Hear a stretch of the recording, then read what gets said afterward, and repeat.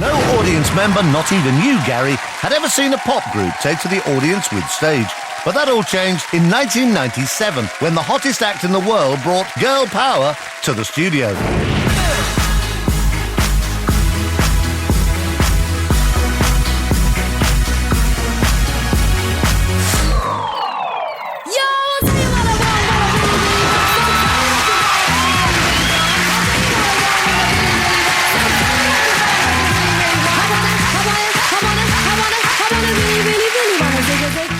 When we were asked to do it as the Spice Girls, we just all knew it was going to be quite an incredible moment.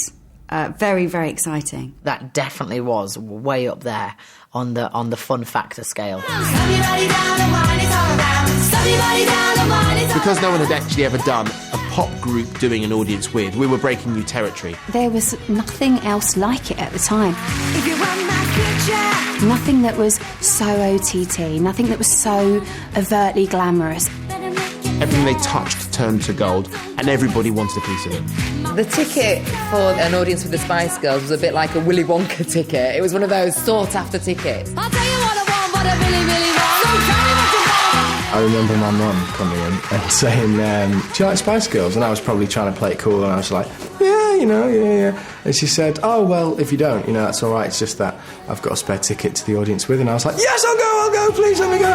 If you want to be my lover, you have got to give. I can't wait, I think it's going to be brilliant. I think they're all lovely, but I like Victoria and Jerry. There were so many premieres going on as well, and there were people that kind of weren't so bothered that they couldn't make the premieres with these big movie stars because they were actually going to the audience with the Spice Girls. That's how big it was. That is quite incredible, because I remember us backstage thinking, I hope everyone turns up. What if they don't turn up? Well, we could just phone more family and we'll get the family down if we don't have famous people turning up.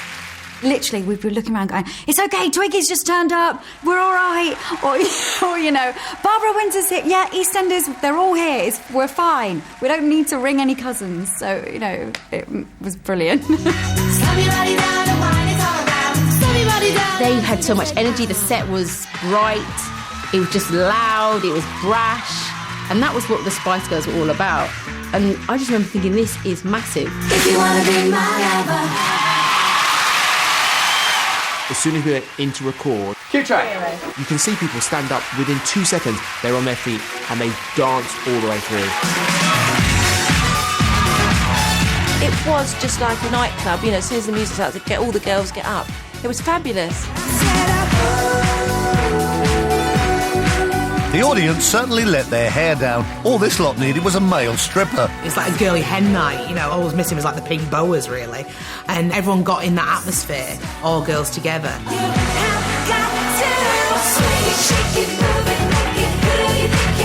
I loved everything they wore that night, everything. Emma Bunton, I remember, had a baby blue sparkly dress on, which I just adored. I had that little dress made years before, and and got it out again. It worked, I think. I was like 10 or 11, and Emma Bunton was the be-all and end-all of my world.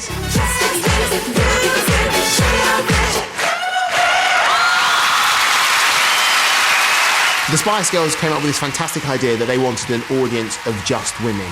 The problem with that was, by the time they'd come up with the idea, the team had already started booking some men. We could smell men and boys in the audience. We knew that we were going to hopefully try and dress them up and give them some kind of dance routine, but we didn't know that they were going to, Brian Connolly nearly tried to strip on camera. I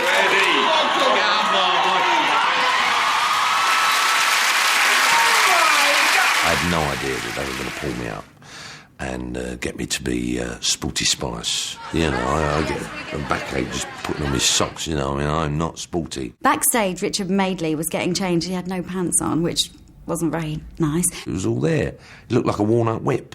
It was horrible. Spice Boy! If you want to be my lover, you gotta get with my friends.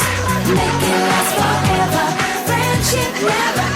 I know that between all 5 of them, they had really bad hip action going on. I went up at one point and I strained my groin.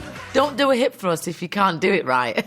Especially not in front of us and the Spice Girls audience which is full of women looking at your hip action. Here's the story from A to Z. You want to get with me, you gotta listen carefully. Got Harry in the place, he locks it in your face. Got me, that's me, I'm a puppet, you see. Jonathan Ross was Baby Spice.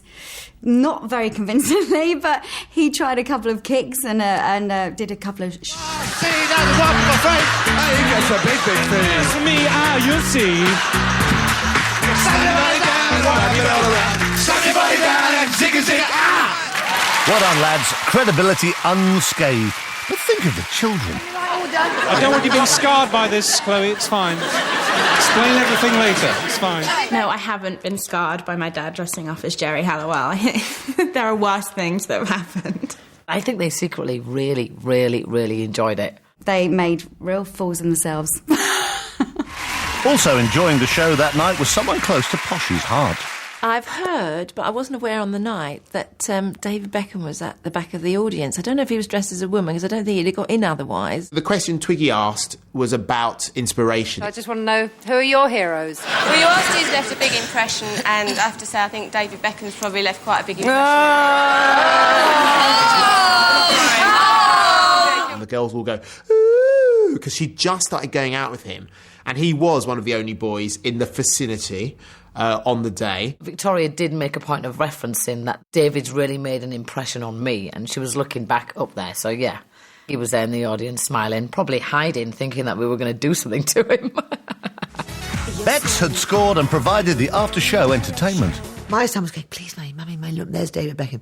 And he and Victoria were in this snog. That's all they did all evening was snog. And every now and again, somebody's child would tap him on the knee and go, excuse me, can I have your autograph? And you go, yes, OK. Then they carry on snogging again.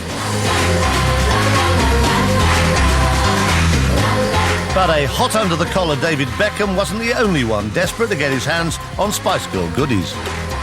We decided, with an audience of the Spice Girls, to give the audience goodie bags. Oh my God, I remember! A Spice Girls cake, a Spice Girls camera. There was CDs, obviously the album Spice. Spice Girls lollipops. I think pink rollerblades. Anything that had been licensed with the Spice Girls, we decided to put into a bag, and they were worth like £500, these bags. There were exactly the right number of bags made for exactly the number of people who were coming to the show. Or were there? I didn't get the Spice Girl goodie bag. I was done out of the rollerblades. That's terrible. There were literally fisticuffs of people pushing their children, going, go and get another one for your sister. Go and get another one for your brother. I mean, Richard and Judy, shame on you. I never got a goodie bag. And I think that's why, because they nicked them all. That was the best goodie bag I've ever had from a party, actually. You deserve to go home with some memorabilia, not just the memories, but, you know, you want to put your T-shirt on and say, I've been there. There were so many things that were so random about that show, but it worked, and to this day, it's one of the highest rating audiences with ever. I loved it. I love watching it back. It was quite emotional at the end. I just remember us all hugging and thinking, we've done it. We should do another one, but bring it up to 2010 where, I don't know, Victoria has a fashion line, Emma's judging something, I don't know what I'd do, but Jerry brings out her school books, Mel C does a little theatre thing, and then we collectively do some old school Spice Girl stuff. I think that'd be a good idea. I think you should pitch that. The Spice Girls might have brought us platform boots and the odd tracksuit, but the celebrity audience have also attempted to make fashion statements over the years. Some more successful than others. Jane Torville. The audience series are a brilliant time capsule because of the fashions. It's a perfect snapshot of what was in and what was out. I think I was wearing like leopard print or something at the time. Oh my goodness me, I've just remembered what I was wearing. I was Campus Christmas. I really was. Look at me on the Kenneth Williams one. It's Matthew, isn't it? When did I think that a rainbow jumper was a good idea? Oh, I like my fashion, I like my clothes. You don't always get it right. You, at that time, think you look fat? Oh, yes. I've sort of lost the drag act look. Are you cruising this evening, love? Yeah, well... What were you thinking that day? I had on my freaky velvet tie-dye, but really not, but I thought I was cool, man. I still have that in my wardrobe. Still to come.